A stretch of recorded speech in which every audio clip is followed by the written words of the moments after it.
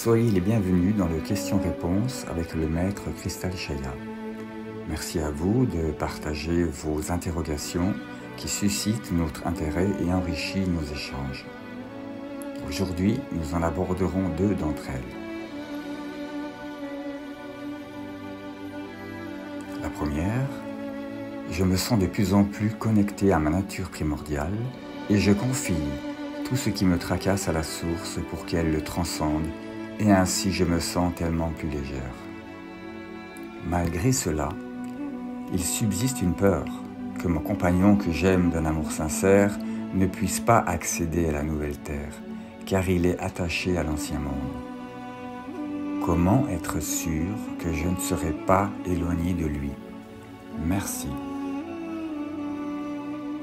Chaque être humain est connecté personnellement à la source divine et c'est l'être humain qui, en totale liberté et selon son libre choix, entretient, cultive et fait grandir ou pas cette connexion au divin créateur. L'être humain est par ailleurs interconnecté avec tout ce qui est vivant dans l'univers. L'humanité forme en réalité un grand cercle sacré auquel chaque être humain appartient et occupe une place bien précise, à la fois différente et aussi complémentaire d'un autre être humain également membre du cercle sacré de l'humanité. C'est l'image du collier de perles comportant des perles toutes différentes en couleur, en matière, en forme, et qui pourtant appartiennent toutes au même collier. Au niveau du couple, le mode de fonctionnement est le même. Les 2 êtres sont en couple. Chacun a cependant sa propre connexion au divin créateur. Chacun est à un degré d'ouverture du cœur et de la conscience qui le caractérise. Chacun se trouve à un endroit précis sur son chemin de l'ascension. Même si les 2 êtres sont unis par un amour vrai au sein du couple, chacun est sur sa propre voie en ce qui concerne l'état d'avancement, de maturation et de purification de son âme. Bien évidemment, les 2 êtres interfèrent l'un sur l'autre. Tout d'abord, une interférence positive par l'effet transformateur et guérisseur de l'amour, par l'émanation vibratoire christique qui rayonne autour de l'être et qui amène chacun à conscientiser ses noirceurs persistantes, ceci grâce à l'effet miroir face à l'autre, également par les remontées et chutes karmiques, puisque le couple ne se crée pas par hasard. Parfois aussi une interférence alourdissante, de par l'attachement de l'un des 2 membres du couple à un égrégore plus sombre, égrégore qui va alors peser sur le couple et impacter l'autre. La vie sur Terre est un chemin. Chaque chemin est individuel et singulier et nul ne peut connaître l'état réel d'avancement de telle ou telle personne. En effet, l'ascension est un but, cependant, c'est indéniablement la beauté du chemin à emprunter pour parvenir à l'ascension qui compte le plus. Ainsi, un être humain en éveil avance sur sa voie de l'ascension. Un être humain davantage attaché au monde ancien, moins enclin à sortir de la matrice de synthèse, est plus vulnérable, semble davantage figé dans les anciennes énergies de plus en plus obsolètes. Cela ne retire néanmoins en rien la beauté de son âme et ses qualités humaines de cœur. Au moment du passage dans l'au-delà, chaque âme rejoint la strate d'énergie correspondant exactement à la densité acquise par son âme, ceci est une règle de physique qui s'applique partout en cohérence dans l'univers.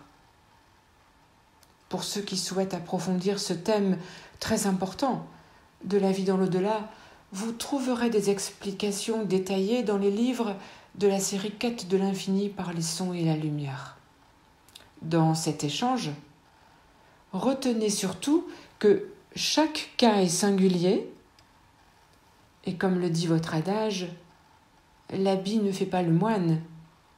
Par exemple, un être éveillé qui resterait bloqué dans son mental pourrait d'une façon imagée avancer moins vite qu'un être certes encore attaché aux anciennes énergies, mais empli de bon vouloir et de qualité de cœur.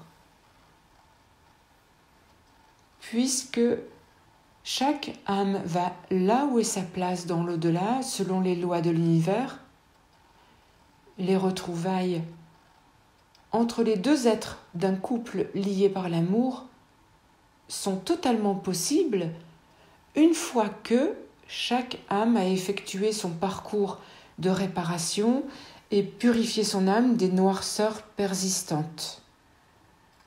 Autrement dit, tout le monde se retrouve au paradis, le tout est d'y arriver.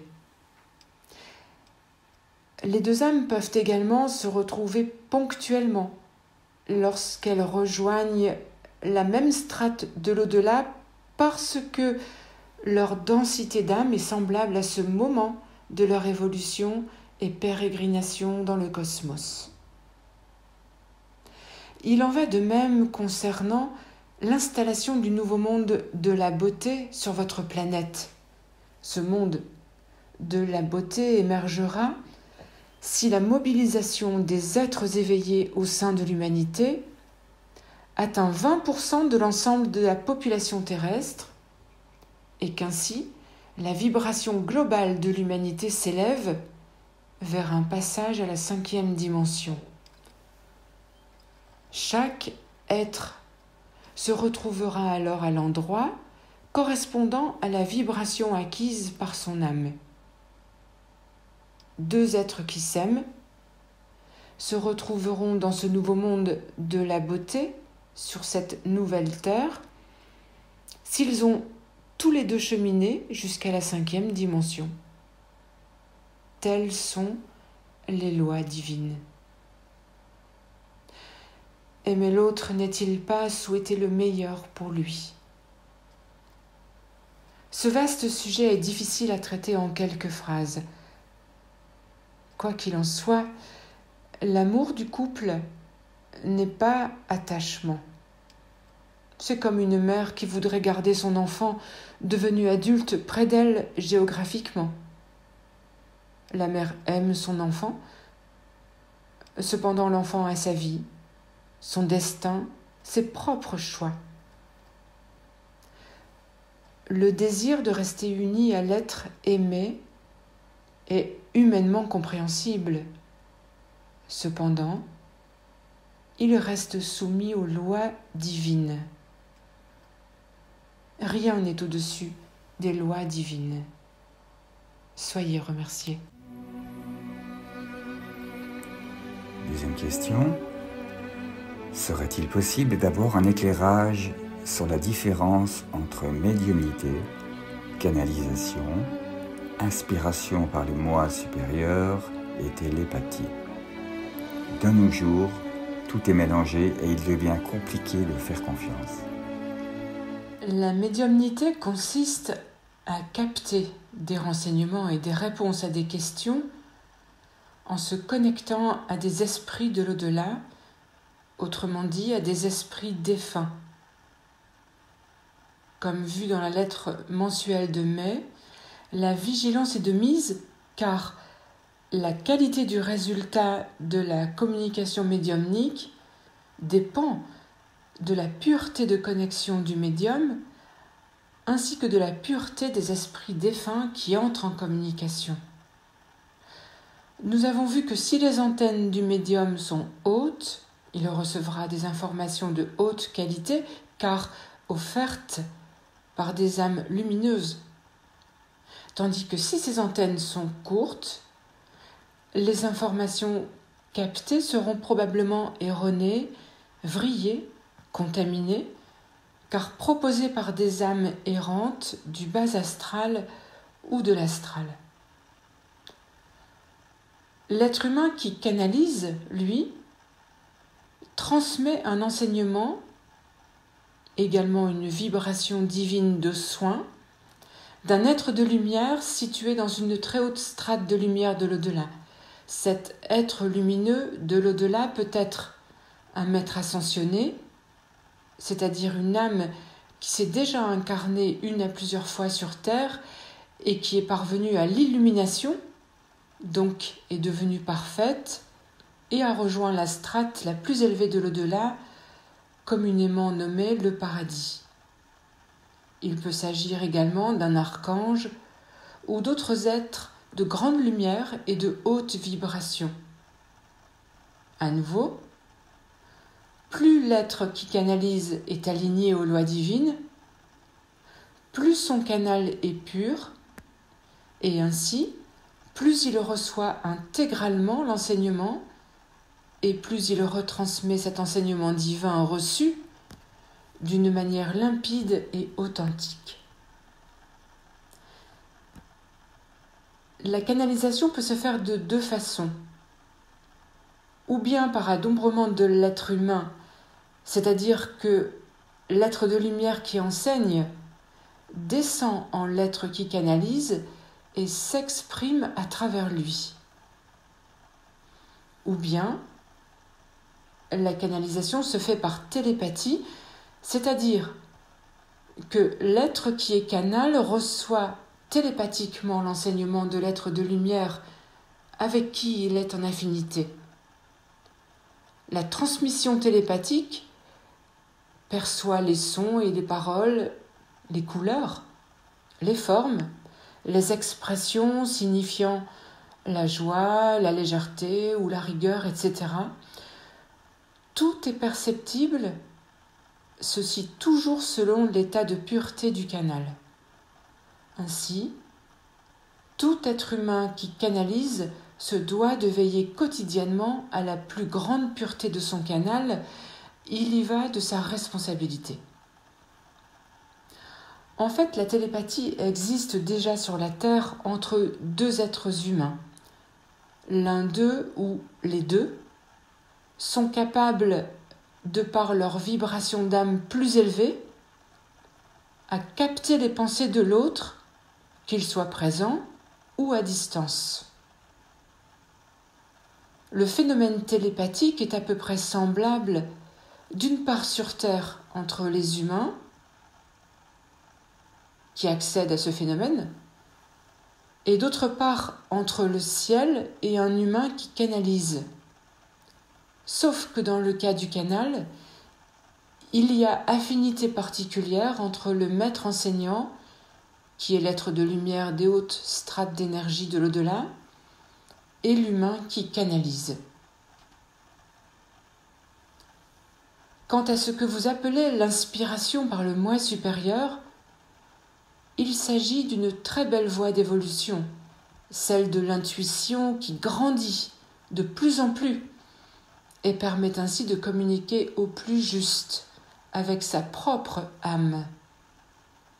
L'être qui canalise un être de lumière a d'ailleurs commencé par cette communication avancée avec sa propre âme grâce à une intuition fortement développée et ensuite seulement l'enseignement du maître ascensionné ou de l'être de lumière en affinité avec lui s'est présenté, activant encore davantage ce degré d'intuition.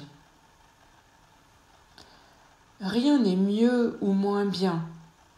L'important est que chacun soit à sa place et accède à son propre mandat de vie. Seul le discernement en conscience dans l'amour du cœur vous guidera vers le juste et l'authentique. Priez, appelez notre aide. Lâchez vos dogmes et cultivez votre ressenti le plus pur, celui qui surgit au fond de vous avant tout jugement. Soyez remerciés. Merci au maître Krishnachaya pour ces réponses. Et merci à vous également de nous avoir partagé vos questionnements. Et nous nous retrouverons avec joie le mois prochain.